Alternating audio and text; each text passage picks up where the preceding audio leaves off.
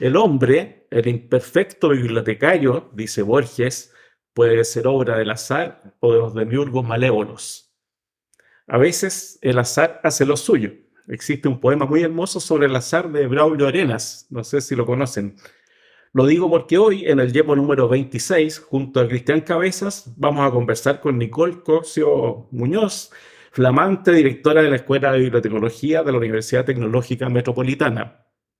Nicole, que en LinkedIn se define como bibliotecaria apasionada por el patrimonio fotográfico y audiovisual, hace poco más de un mes ganó el concurso convocado por la universidad para convertirse en académica de jornada completa del Departamento de Gestión de la Información.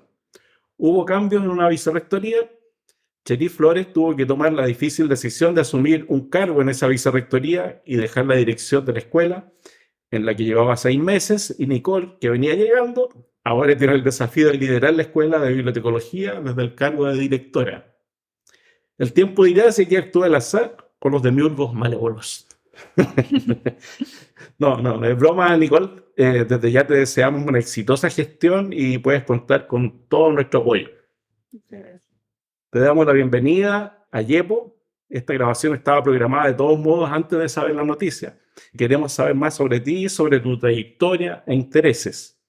En LinkedIn se puede leer que eres bibliotecaria documentalista, máster en gestión del patrimonio internacional, que tienes experiencia trabajando en archivos y bibliotecas, relacionándote mayormente con la descripción y manipulación de colecciones patrimoniales bibliográficas, fotográficas y audiovisuales, así como también con la puesta en acceso de contenidos digitales, y que actualmente estudias un máster en medios de comunicación.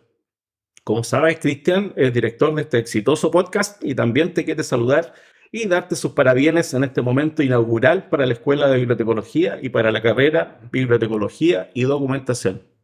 Hola Nicole, hola Guillermo, muchas gracias por estar aquí. Te deseamos lo mejor, esperamos siempre lo mejor para la escuela y la profesión.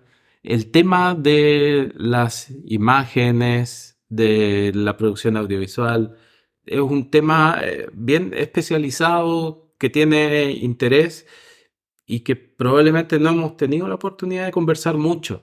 Entonces, cuéntanos así en términos bien amplios cuáles son las cosas que tú has visto, cómo ves el rol de nuestra profesión en esta área. Hola, bueno, primero que todo, muchas gracias por la invitación. Como bien decía Guillermo, ya está pronosticada antes de que surgieran todos estos cambios acá en la escuela y les agradezco sus parabienes. Y bueno, respecto a la pregunta que me hace Cristian, la verdad es que yo nos veo con un rol fundamental en todos los aspectos de la sociedad, pero claro, principalmente me he enfocado en el tema audiovisual y fotográfico. Siento que desde nuestra expertise podemos aportar ciertamente mucho en lo que tiene que ver con rescate, también con la puesta en acceso, y que nuestra formación nos permite tener como esta visión más esquematizada de cómo estructurar, ¿cierto?, la información en este caso, pero también cómo generar estos mecanismos de conexión con la ciudadanía, que siento que en el área sobre todo de nuestro patrimonio nacional, fotográfico y audiovisual, es algo en lo que estamos súper al debe las instituciones culturales. Bueno, yo ya no trabajo en una institución cultural, pero siento que quienes tenemos como este interés, sentimos que está esa deuda, como de tratar de, desde distintas áreas, rescatar este patrimonio, que es lo que yo más me he enfocado, porque tampoco es que sea experta como en el área de producción o qué sé yo, sino que siempre asociado como a este rescate patrimonial de la puesta en acceso de estos documentos. Y eso siento que de ahí como que he podido aportar más mi experiencia en la Biblioteca Nacional, también ahí aprendiendo, que también siento que a veces como bibliotecarios nos cerramos un poco a la idea de que tenemos que trabajar con ciertas materialidades y la verdad es que nuestras herramientas nos permiten trabajar con estos otros formatos, bueno, ciertamente con lo digital, que acá en la escuela nos preparan harto para eso. Entonces tenemos las herramientas y a veces nos falta un poquito quizás el valor como de enfrentarlo porque lo podemos cubrir. ¿Cuál fue tu entrada al tema? Tú empezaste en la carrera, en el pregrado, un trabajo de investigación y eso llevó a otra cosa, ¿no? ¿Así partiste? Sí, exactamente. Bueno, mi trabajo de título lo hice con el colega Patricio Cortés, que actualmente trabaja en la Universidad Católica, y inicialmente yo lo quería hacer sola sobre preservación digital.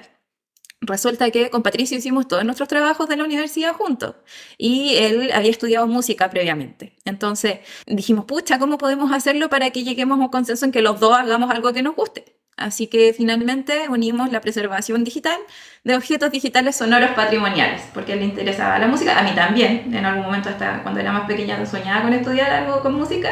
Así que ahí nos embarcamos en esta aventura, menos mal que acá en la escuela también nos apoyaron para poder hacer nuestra investigación. Y lo que hicimos fue como un análisis del estado actual en ese momento de políticas de preservación digital en esta área. Gracias a eso conocí a gente de la Biblioteca Nacional, en TVN, fuimos también al Museo de Arte Precolombino, donde también tiene un archivo sonoro. Y ese mismo trabajo, después por vueltas de la vida, por otras cosas, llegué a trabajar por proyectos a la Biblioteca Nacional. Y resulta que ahí las personas que yo había entrevistado estaban trabajando en el archivo audiovisual y sabían de mi interés, entonces cuando hubo una oportunidad de integrarme, ahí yo dije, obviamente sí, pero antes de eso pasó harto tiempo trabajando en digitalización de soportes textuales en papel, hasta llegar después al archivo fotográfico y audiovisual, donde pasé harto tiempo ahí ya con temas de catalogación principalmente, pero bueno, todos los que hemos trabajado yo creo en el área de la cultura y las artes sabemos que uno un poco hace de todo, en todos lados, y hacer un poco de redes sociales, también atención de usuario, ordenar, limpiar depósitos, como que toca hacer de todo un poco. A propósito del archivo de TVN, conversábamos y acordábamos de Amaria Arrate y el rol que ella tuvo respecto de mantener ciertas partes del archivo que iban a ser destruidas en los años 70 hasta hoy. Tú conoces el caso en especial. ¿Cómo ves tú esto en función de la relación entre archivos audiovisuales, memoria, cultura? Me pasa que, claro, siempre como que el tema de los archivos y la cultura depende mucho del contexto sociopolítico en el que uno se encuentre y por eso también ahí jugamos un rol bien importante quienes se interesan en estas áreas porque son quienes pueden jugar un papel determinante en preservar o no cierta información que a largo plazo a las futuras generaciones o a nosotros ahora que podemos acceder a esos documentos nos pueden servir como elementos de memoria y de formación de identidad. De hecho, justo este fin de semana estuve viendo una serie que se llama The Severance, que habla como de esta separación, no sé si la habrán visto, pero es súper interesante que los personajes de la serie al ingresar a trabajar pierden su memoria de lo que pasa afuera.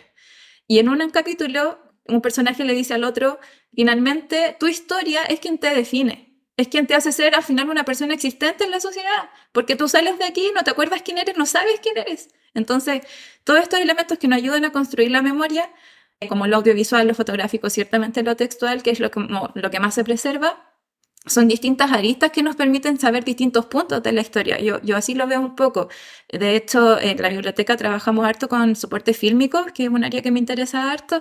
De hecho, hice mi tesis del magíster acerca de eso, de cómo estas filmaciones, a veces amateur, permiten como tener otros puntos de vista de los momentos o del comportamiento social y que ahora también es como un área de investigación bien interesante de cómo podemos evaluar con ojos de hoy cosas del pasado, pero también teniendo ese contexto y cómo evaluar cómo hemos ido cambiando como sociedad y cómo nos identificamos.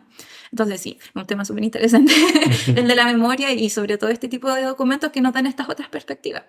Bueno, siempre la memoria, la historia son la base de la identidad, pero también es muy raro, es como una carrera esta sin fines, porque ¿cómo alcanzas al final a registrar la historia?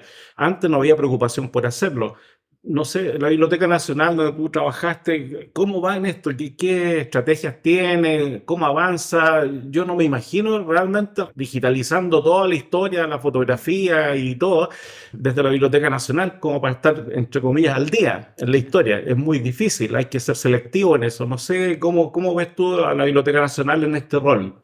De hecho, con colegas siempre reflexionaba un poco acerca de eso, como el rol que uno cumple en esas instituciones al ir seleccionando finalmente, porque nunca vas a poder procesar toda la documentación que tienes, tampoco puedes ponerla toda a disposición, y finalmente como que en estas instancias vas definiendo lo que las futuras generaciones entienden de la historia. Entonces, ciertamente siento que es importante siempre estar reflexionando acerca de los criterios que estamos utilizando, por ejemplo, en la biblioteca, al menos en la unidad en la que yo trabajaba, porque igual son varias unidades como independientes, pero siempre se utilizan criterios como, por ejemplo, pensar en cosas que son de relevancia nacional, que ojalá hayan sido pensando en lo que marcó a la mayor parte de la población, que den a entender, no sé, por ejemplo, para el mismo estallido social, se hizo una campaña de recolección de fotografías para tener esos antecedentes, pero ciertamente nunca se va a poder registrar todo y siempre vamos a tener finalmente una visión relativamente sesgada de la historia. Por más que uno trate de objetivizarla, al final es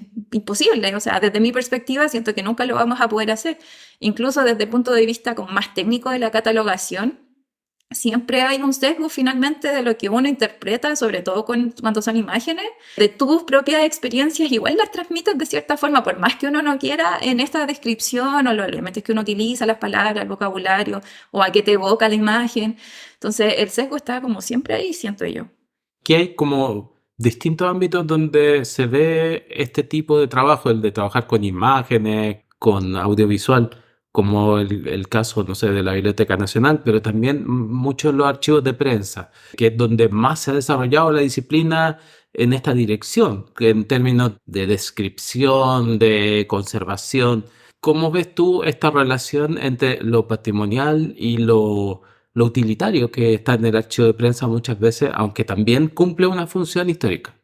Claro, sí, de hecho, según recuerdo, muchas veces nos pasaba porque las personas encuentran imágenes en prensa porque obviamente son más como identificables, porque ya tienen un texto asociado que permite hacer el llamado de la imagen, pero me pasaba que a veces también siento que uno tiene que preservar en la medida que uno sabe que eso va a ser útil para la ciudadanía. Como este mismo criterio de que uno a veces tratar de guardar lo que sabe que tuvo un impacto y que puede dar a conocer un momento relevante, también tiene que ver con su futuro uso y acceso. Entonces, claro, como hablábamos también un poco antes, en el caso de obras de arte o qué sé yo, es más complejo porque ciertamente el artista va a querer tener una retribución de ello, pero en el índole como más patrimonial, pensando que son cosas que ya pasaron, siento que hay que mediar igual porque en la medida de que el patrimonio no se socializa, tampoco es patrimonio porque finalmente la construcción de nuestro patrimonio es un proceso social. En la medida que las personas se hagan parte de eso, va a ser nuestro patrimonio, si no es como imponerles, así como yo recuerde esto porque siento que a ustedes les va a importar. Y no, siento que es un proceso continuo, entonces tiene que haber ese proceso de interacción y de utilización finalmente. Y claro, el tema de la utilización de imágenes es complejo igual, sobre todo de fotografía, pero siento que igual dentro de todo tenemos como ciertas legislaciones o protocolos ya más o menos establecidos que nos permiten determinar cuándo pasar una imagen, cuándo no, en qué contexto, resguardarnos y ese tipo de elementos. Bueno, en la presentación yo dije que te queríamos conocer. Estamos en la Biblioteca Nacional, donde al ver tus intereses, ¿cierto? Descubren que podrías trabajar en un proyecto o en otro, te integras ahí a ese equipo de trabajo. Tú nos habíamos comentado antes que además tú tenías ya 2 años de estudios de pedagogía en inglés. Yo recuerdo a don Alberto Villalón que siempre insistía en eso, en que los bibliotecarios debiéramos ojalá hablar 2, 3 o 4 idiomas, ¿cierto? Sí, de verdad, como parte de nuestra constitución. O sea, no era menor, para él era central eso, no era accesorio ni utilitario.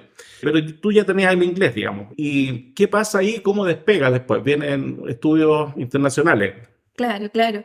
Yo desde que salí de acá que quería estudiar, tenía este trauma de no haber podido terminar la pedagogía en inglés. Entonces dije, yo si estudio un posgrado quiero que sea en inglés, pero era como un desafío personal. A raíz de esto, durante varios años estuve igual haciendo cursos posteriores y todo. Bueno, con mi pareja también hablamos inglés para practicar. Y en eso postulé a becas varios años, hasta que el 2019 postulé sin ninguna fe de que me la podía ganar un fondo de cultura para hacer un magíster en gestión del patrimonio internacional en la Universidad de Birmingham. En ese momento, claro, postulé y todo, y finalmente me lo gané, porque ya en las versiones anteriores me habían dado la retribución de qué cosas podía hacer y todo. Así que finalmente ya pude hacer este máster y perfeccionarme porque siempre pensé que me faltaba como las herramientas para poder realmente desenvolverme como en el área del patrimonio, que era el área que ya me interesaba. Yo desde que estudié bibliotecología en el electivo de gestión de archivos, que yo siempre menciono a la profesora Judith Riquelme, a quien adoro mucho, como que encontré mi norte. Y ahí yo me di cuenta y dije, no, a mí me gusta esto del patrimonio, los archivos y todo. Entonces, como sentí que me faltaba formación en eso, busqué varios en esa área. Finalmente hice este programa y ya haciendo el programa me di cuenta de que me gustaba bastante como el tema académico, tratar de generar como cuestionamientos, yo misma preguntarme cómo estoy haciendo lo que hago, corresponde, cuál es el impacto. trato constantemente como de autoevaluarme Ujú. y realmente tratar de hacer las cosas bien. Entonces, en esa búsqueda fue que llegué a ese programa. ¿De ahí hiciste una tesis en algún tema particular? Sí, mi tesis fue sobre, como así en resumen, porque el título es súper largo y que ahora no me acuerdo, pero era como de los mecanismos de puesta en acceso de colecciones fílmicas huérfanas. Entonces, en ese espacio lo que hice también fue como analizar 2 colecciones que estaban puestas en acceso por esta misma inquietud que tenía como de cómo nosotros acercamos el patrimonio finalmente a la ciudadanía.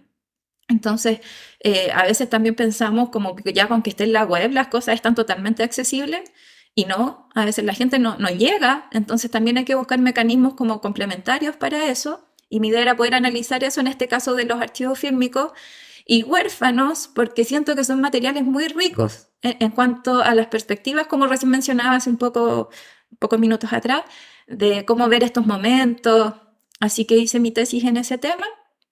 Y también como enfocada a cómo se preservan estas obras y un poco para también posicionar ese tipo de colecciones porque también no hay mucho, entonces traté de buscar una colección que fuera como un material también medio poco investigado para que fuera un aporte de igual manera. Eso.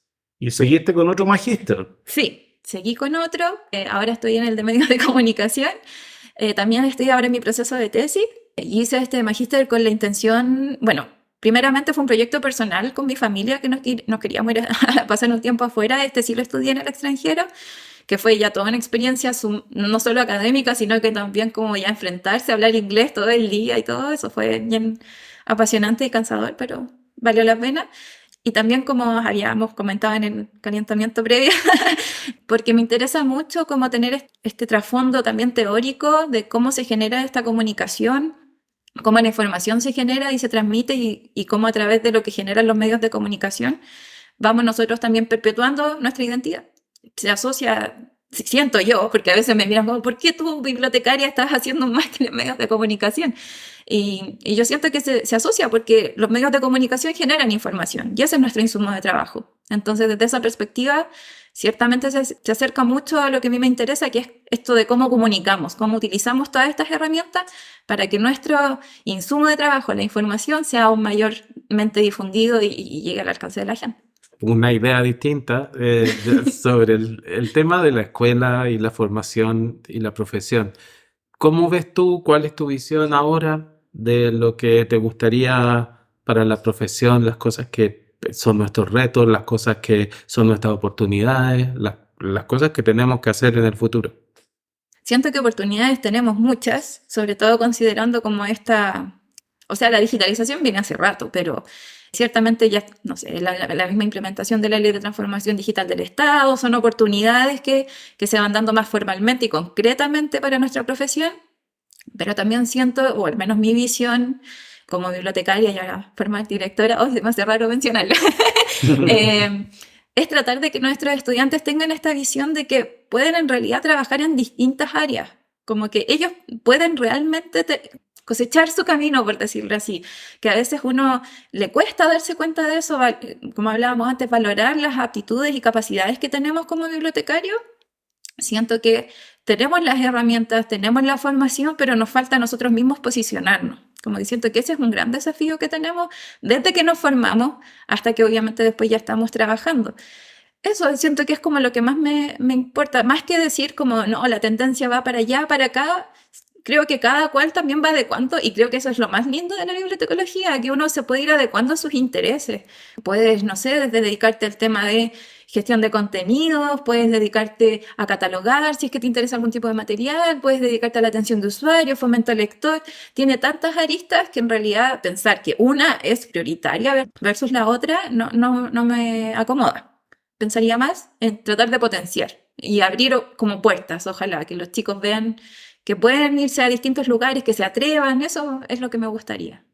Mira, creo que ese mensaje es sumamente importante porque a nosotros nos escuchan bastante estudiantes, no solo de la UTEM, también de las carreras de bibliotecología de las otras universidades, Y siempre insistimos en eso, en que hay que prepararse para el momento en que va a llegar una oportunidad. La oportunidad va a llegar a medida que tú estés preparado también para abordarla, como pasó en tu caso, que partiste por un conocimiento base de inglés, por inquietudes personales, porque justamente después del proyecto de tu trabajo de título te tocó conocer gente, porque esa gente también vio tu interés y se fue realimentando este círculo hasta el nivel en que estás ahora y que llegaste, que es muy interesante ya, imagínate, en la dirección de la Escuela de Bibliotecología y con dos máster ya prácticamente en el bolsillo, bueno, estás trabajando en la tesis del segundo, ¿no?